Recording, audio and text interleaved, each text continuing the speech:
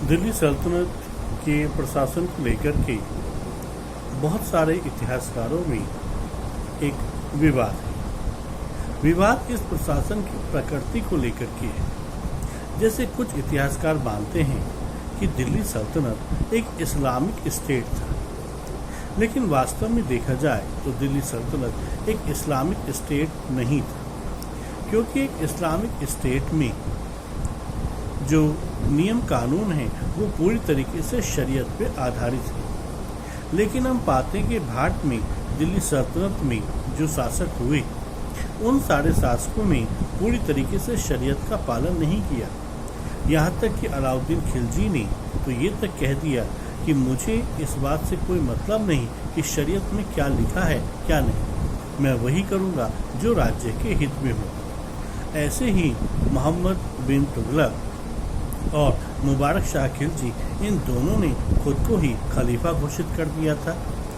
इस तरह से हम मानते हैं कि पूरी तरीके से दिल्ली सल्तनत को एक इस्लामिक स्टेट कहना सही नहीं होगा। इसके साथ साथ दिल्ली सल्तनत को एक सैनिक राज्य कहना ज़्यादा उचित होगा, क्योंकि दिल्ली सल्तनत में जो लोग शासन कर रहे थे वो प्राइमरी या प्राथमिक रूप से वो सब सैनिक थे, और सैनिकों के हाथ में चूँकि प्रशासन था, सैनिक ही प्रशासन को संभाल रहे थे, इसीलिए इसको सैनिक राज्य कहना ज़्यादा उचित होगा। और इस सैनिक राज्य में जो सत्ता होती थी वो सुल्तान के पास होती थी। सुल्तान का शाब्दिक अर्थ होता है सत्ताधारी, लेकिन वास्तव में दिल्ली सल्तनत के ये जो शासक थे ये स्वतंत्र नहीं थे, इंडिपेंडेंट नहीं थे। ये जो सुल्तान का टाइटल लेते थे, ये सुल्तान का टाइटल सिंबॉलिक होता था, सांकेतिक होता था। ये खलीफा के प्रतिनिधि के रूप में शासन करते थे, और इस तरीके से जब खलीफा का राज्य बहुत बड़ा हो गया तो खलीफा के लिए उन क्षेत्रों को संभालने के लिए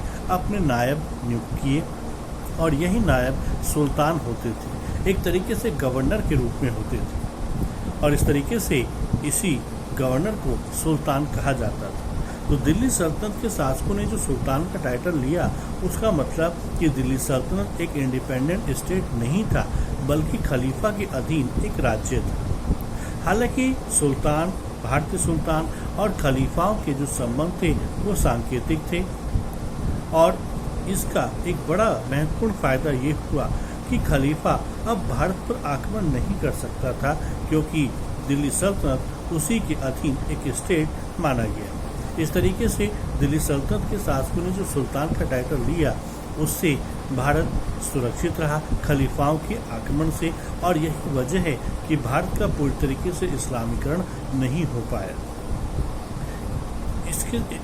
ये जो सुल्तान होता था, इस सुल्तान में सारी शक्तियाँ निहित होती थी। जैसे पहले यहाँ राजा में सारी शक्तियाँ निहित होती थी, वैसे ही सुल्तान में भी सारी शक्तियाँ निहित होती थी, और ये सुल्तान के पास कार्यकारी शक्ति, विधायी शक्ति, न्यायिक शक्ति, ये सारी शक्तियाँ इसी में समाहित थी। लेकिन सुल्तान अकेले शासन नहीं चलाता था, बल्कि सुल्तान की सहायता के लिए 4 महत्वपूर्ण विभाग होते थे।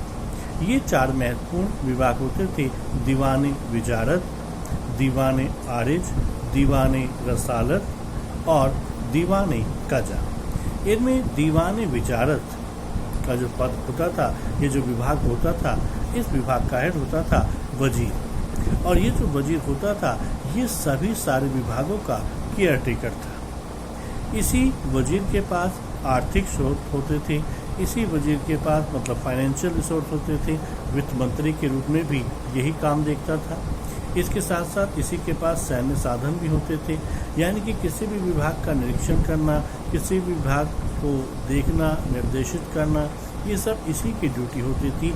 ये सारे विभागों का ही केयरटेकर होता था। जैसे आज प्रधानमंत्री होता है जिसकी जवाबदेही सारे विभागों को लेकर के होती है, वैसे ही ये वजीर का पद होता था। इसके साथ साथ जो दूसरा महत्वपूर्ण विभाग था वो दीवान आरिज, ये सैन्य विभाग था, और इस सैन्य विभाग की स्थापना बलबन के द्वारा की गई थी। इससे पहले एक स्थायी सेना विभाग नहीं था। इल्तुतमिश ने अपने जो व्यक्तिगत अंगरक्षक थे सरे जानदार सरे जानदार इसी को लेकर के जब वो युद्ध में लड़ने के लिए जाता था तो यही कल्ब ए लश्कर कहलाता था। लेकिन एक विभाग के रूप में इसकी स्थापना बलबन के द्वारा ही की गई थी। तीसरा महत्वपूर्ण विभाग दीवान रसालत था, जो विदेश विभाग था, और इसका जो हेड होता था वो दबीर मुमालिक होता था। जो दबीर मुमालिक था, ये विदेशों से जो संबंध होते थे, विदेशों से पत्र आते थे, उन सब का लेखा जोखा यही सब देखता था। इसके साथ साथ एक और महत्वपूर्ण विभाग दीवान कजा था, ये न्याय विभाग था, और यहाँ का जो हेड था वो काजी उल हुजात होता था, और यही न्याय से संबंधित सारे काम देखता था। इसके साथ साथ कुछ अन्य विभाग भी थे, जैसे सदर उस सुदूर। ये जो सदर उस सुदूर था ये धार्मिक विभाग था, और ये धार्मिक विभाग जो धार्मिक कर होता था, जैसे जो धार्मिक कर होता था जिसे सदका या उस बोलते थे, तो वो सारी इनकम इसी के पास आती थी, और मुस्लिम लोगों के कल्याण के लिए इस पैसे को खर्च किया जाता था। ये विद्वानों को ज़मीनें भी दान देता था। इस तरीके से ये एक धार्मिक विभाग का हेड होता था। इसके साथ साथ दीवान रियासत, ये ऐसा विभाग था जिसकी स्थापना अलाउद्दीन खिलजी ने की थी, और ये वित्त विभाग के अधीन या दीवान वजारत के अधीन ही काम करता था। कई सारे ऐसे विभाग थे जो परमानेंट नहीं थे, जिन्हें राजाओं ने अपनी इच्छा के अनुसार बनाया था। जैसे दीवान मुस्तखराज अलाउद्दीन खिलजी ने जो बकाया धनराशि थी कर की, उसके वसूलने के लिए बनाया था। ऐसे ही दीवान कोही, ये कृषि विभाग था, कृषि के विकास के लिए काम करता था, जिसकी स्थापना मोहम्मद बिन तुगलक ने की थी। ऐसे ही दीवान खैरात विभाग, ये डोनेशन डिपार्टमेंट था जो फिरोज शाह तुगलक ने बनाया। और दीवान बंदगान, ये गुलामों के लिए था, जिसको फिरोज शाह तुगलक ने बनाया। तो ये बहुत सारे अस्थायी विभाग थे जिनकी स्थापना समय समय पर शासकों के द्वारा अपनी सुविधा के लिए की गई। इसके साथ साथ ये जो केंद्रीय प्रशासन, ये सब लोग देखते थे, और केंद्र के बाद फिर केंद्र का विभाजन या राज्य का विभाजन प्रांतों में किया गया था। ये जो प्रांत होते थे, इन प्रांतों को बांटने की जो शुरुआत है वो इल्तुतमिश ने की। हालांकि कहा जाता है कि मोहम्मद गोरी ने कुतुबुद्दीन ऐबक को सबसे पहले फांसी का इक्ता प्रदान किया था, लेकिन एक प्रशासनिक व्यवस्था के रूप में जो इसकी शुरुआत की वो इल्तुतमिश ने ही की, और इसने अपने राज्य को प्रांतों में डिवाइड किया, और इन प्रांतों को इक्ता कहा जाता था। यहाँ इक्ता के जो अधिकारी होते थे, बड़े अधिकारी होते थे, इन्हें इक्तदार या मुक्ता या वली कहा जाता था। ये अपने राज्य में रेवेन्यू कलेक्शन, राजस्व के संग्रह, और वहाँ पे लॉ एंड ऑर्डर, कानून व्यवस्था को मेंटेन करने के लिए जिम्मेदार होते थे। इनका पद काफ़ी शक्तिशाली होता था, और ये चूँकि सेना भी देखते थे और प्रशासन भी देखते थे, राजस्व भी देखते थे, तो ये लोग काफ़ी शक्तिशाली होते थे और योग्य सुल्तानों के नियंत्रण में रहते थे। अयोग्य सुल्तानों के समय ये अपने आप को इंडिपेंडेंट डिक्लेयर कर देते थे।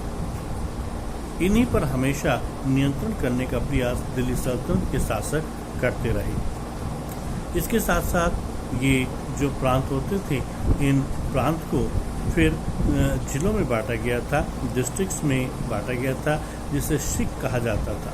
और यहाँ का महत्वपूर्ण अधिकारी सिकदार होता था, जो रेवेन्यू कलेक्शन, राजस्व का संग्रह और लॉ एंड ऑर्डर मेंटेन करता था।